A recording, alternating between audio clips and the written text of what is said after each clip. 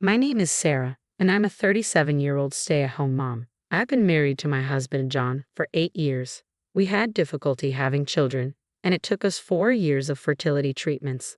But our dream has finally come true. To our surprise, we're expecting twins. I was so overjoyed that I cried in front of my doctor. When I told John about the twins, he was over the moon. Of course, my parents were delighted too. My in-laws, on the other hand, were utterly surprised. Well, isn't this something?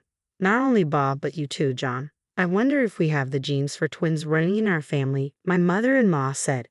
Yes, indeed. My husband's younger brother, Bob, also has twins. Unlike us, Bob and his wife had children right after getting married. Their twin boys are currently 4 years old and quite mischievous.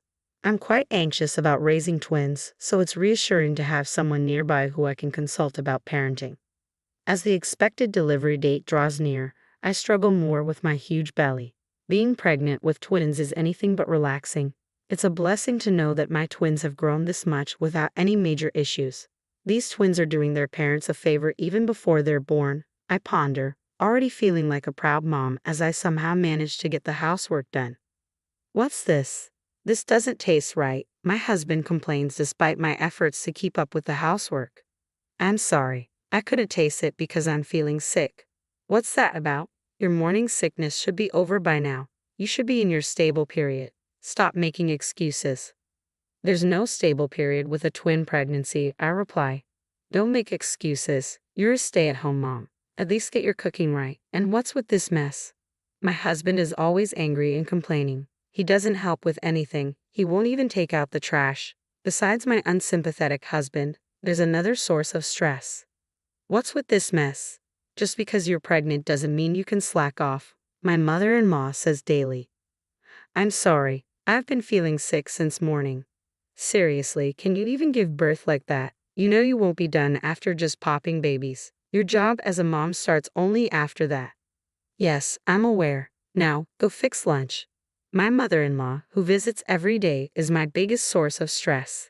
Her house is about a 10-minute bike ride away, and she shows up every day around noon, nags at me, has me prepare lunch for her, and continues to nag until she leaves. It's truly baffling behavior.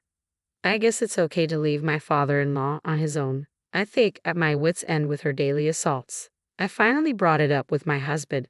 Listen, my due date is approaching, and I'm thinking of going back to my parents' home. I tell him. Huh? Aren't you supposed to be hospitalized before your due date? Just stay here until then. I'm scheduled for a C-section, so I'll be admitted to the hospital a little before my due date. Yes, but we don't know when labor will start, do we? Besides, honestly, it's tough having your mom over every day. What's that supposed to mean? I told my husband about the daily onslaught from my mother-in-law. He knew she was coming over every day, but he probably didn't know she stays for so long. He looked a bit surprised. Well, I understand it might seem a bit selfish, but isn't it because she feels comfortable with you? Huh. She feels like being around you. She treats you like her own daughter, doesn't she? So be a little nicer to her. Well, I could stand her before my belly got big, but now it's impossible. Don't you feel anything looking at this belly? As I pointed to my enlarged belly, my husband just shrugged his shoulders. Well, I guess it is big, and it might make moving around difficult. Do you realize how hard it is to walk with this belly? And yet your mom keeps coming over and nagging me every day. She doesn't help at all. In fact, she just bosses me around. It might lead to irreparable consequences. Are you okay with your baby being affected? Well, I certainly don't think I want that. Then please talk to your mother. If you continue to ignore me.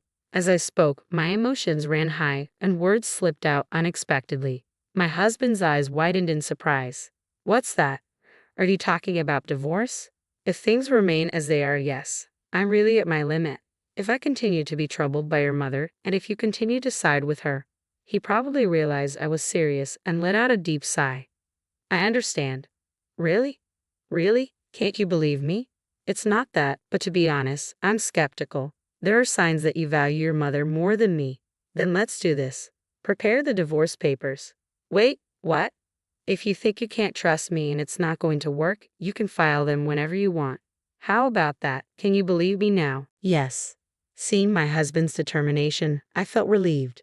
After that, he actually prepared the divorce papers and seemed to have warned his mother. In the end, I didn't return to my parents' place, but after that day, there were no more onslaughts from my mother-in-law until I was hospitalized. I had a C-section and safely gave birth to twins. For a while after that, I stayed at my parents' home, somehow managing the whirlwind of first-time parenthood. However, as a new mom, I struggled to raise my twins. Then one day, my husband came to visit me at my parents' place. "Can you come back home soon?" "Huh? It hasn't even been a month yet." "It's already been a month. Aren't you just having too much fun while leaving the house?" "Fun? I've had no such time. Being the mother of twins is tough. I'm enduring my painfully slow recovery from childbirth because of my advanced age, and yet I'm still taking care of our kids." "So what if you're old? There are plenty of people who don't return to their parents after giving birth. Stop being such a baby and come back home already." After saying those harsh words, my husband left. Didn't he come to see our kids? Without even properly looking at his children or holding them, my husband left just like that.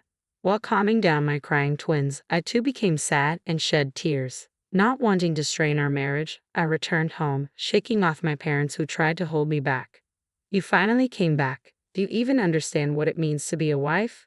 The moment I opened the door, these were the words that came out of my mother-in-law's mouth. She was waiting for me, standing there like a guardian statue.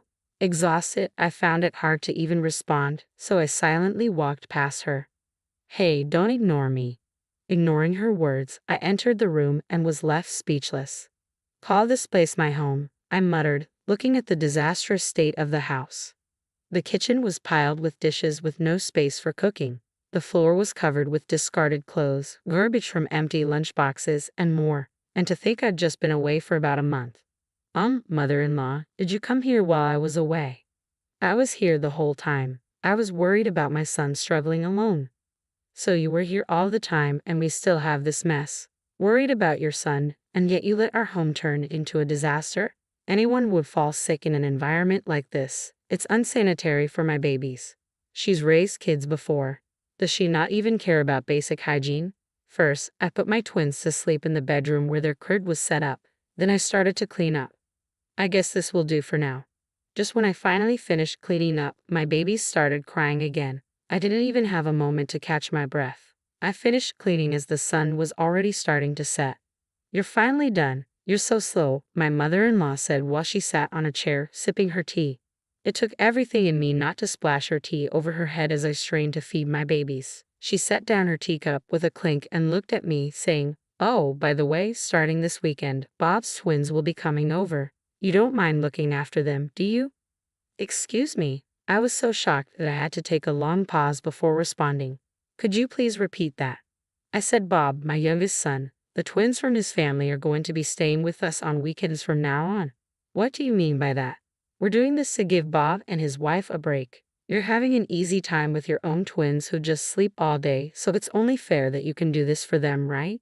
I was dumbfounded. I'm not having an easy time at all. In fact, I'm so busy I barely have time to sleep. With the situation at home now, things are only going to be rougher. "What on earth are you talking about? What's so hard about being a stay-at-home mom? I'm giving you a job to do. Be grateful and accept it." "I can't." "You just can't because you're inefficient with housework. Don't make your incompetence an excuse. It's been decided. This is a done deal." With that, she left. Just like my husband, she states her piece and leaves without hearing me out. But now isn't the time for me to be impressed with how similar my husband is to his mother, like son. Panicked, I called my husband, who should still be at work. "What's up? I'm busy right now." "Listen, your mom just said the most outrageous thing. She wants us to look after Bob's twins on the weekends." "Oh, that. You knew about this." I couldn't believe my husband knew about this. "Why didn't you say no?" "Well, Bob's family is having a tough time. They can't even eat out because the twins are so rowdy, and they don't get any rest or time to enjoy themselves. Don't you feel bad for them?" "Yeah, that must be rough, but why does it mean we have to take care of them? Your mom and dad can take care of them instead." "Mom and dad are too old for that. You want to put all that burden on them. You're so cold-hearted." "What about me? I'm already overwhelmed with taking care of our own twins. Babies are easy. They just sleep, eat, and sleep again. It's not that hard. Oh, and don't slack off on housework." "I won't allow any excuses. Keep that in mind." If you refuse, we're getting a divorce. What? Aren't you going to help? Me? No way. You want your hard-working husband to work even on his day off. You're a devil. There was no point in talking to them. Both my husband and my mother-in-law were the absolute worst. It felt like I was talking to a wall. I ended the call in silence. Even with all the crap I'd been enduring, to my surprise, I remained cool-headed. I decided to call elsewhere. A few minutes later, having ended the call, I found myself gazing at my sleeping twins. Their adorable faces gave me the courage I needed. My husband and mother-in-law were solely fixated on their own interests with no consideration for me. Whether they're around or not, my workload wouldn't change. So I've decided to completely sever ties with both my husband and mother-in-law. That night, my phone rang. It was my husband. Hello. I just got home. Why aren't you here? Where are you? I'm at my parents' house. What? You came back from the hospital. Why are you still at your parents' house? I went back home once and cleaned up. It's clean now, isn't it? So why are you at your parents' house now? Because I'm fed up with you. With that, I ended the call and turned off my phone. I thought he might call my parents' house, but perhaps it was awkward for him if my parents picked up. So no one came. Instead, the next morning, my husband showed up. Hey, Sarah, you're here, aren't you? What the hell are you thinking? To my surprise, my mother-in-law was with him. The lovely mother-son duo had made their appearance. Can you not cause a scene this early in the morning? I responded to their displeased faces. What the hell do you think you're doing? Hurry up and come back home. Yes, come back and take care of the house. What am I supposed to eat? My mother-in-law chimed in. They both teamed up and exclaimed energetically. I thought, why don't you guys go eat some grass in the yard? But it wasn't the right time to strike back. I gave a cold stare at the two who were pressing me and clearly stated, my home is here. I'm not going back to the house where you guys stay. What are you saying? You're getting a divorce. Yes. As a matter of fact, I submitted the divorce papers last night. You said it yourself. I can turn in the papers whenever I want if things don't work out for me. You said the same thing yesterday. That's just a figure of speech. It's just to show my determination. Who would even take that literally? I did. My husband seemed to be at a loss for words. Sarah, you're just mentally unstable from giving birth, aren't you? Get another marriage certificate and come back. If you do what you're supposed to do, I'll forgive you. My mother-in-law took over, trying to convince me. Go back, take care of you, and look after Bob's twins on the weekends. Is that what you want? I asked, confirming what she expected from me. Of course. I declined. What did you say? First of all, does Bob know that I'm supposed to take care of his kids? Ha! Bob didn't know about this, did he? Upon hearing this, my mother-in-law's face turned pale. To my disbelief, she had decided on her own to make me take care of Bob's twins. In fact, I had called Bob after talking with my husband last night. When I explained the situation, Bob was very surprised. You're already taking care of your own twins, aren't you? I wouldn't dream of burdening you with our kids too. Sure, our twins can be a handful, but we love them to pieces. If we left them with you on our days off, we wouldn't get to play with them. In other words, my mother-in-law had taken it upon herself to assume that Bob and his wife needed help, and she decided to take in the twins without their consent, then tried to delegate the responsibility to me. I could never understand her. The divorce proceedings are done. Can you please leave now? There's no way I can accept this, my husband insisted stubbornly. Can you stop already? All of a sudden, I heard someone yell from behind.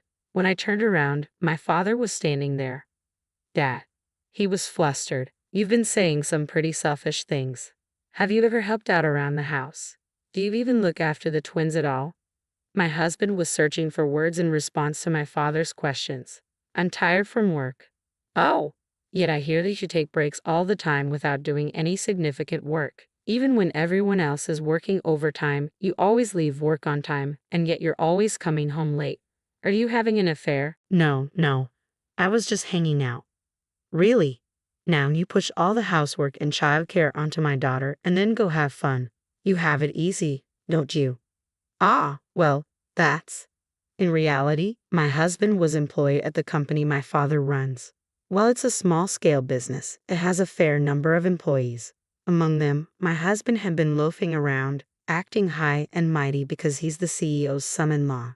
This fact came to light when my father conducted an internal investigation.